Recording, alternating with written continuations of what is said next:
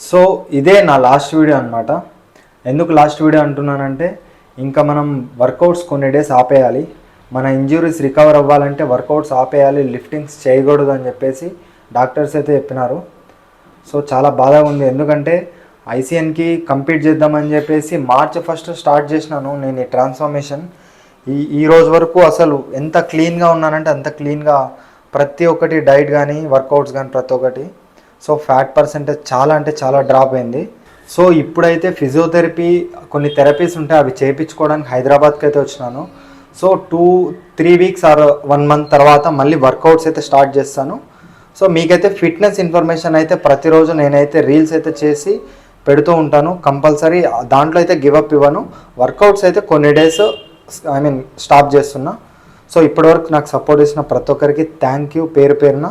So కంప్లీట్గా recover అయ్యి త్వరలోనే కంబ్యాక్ ఇస్తాను.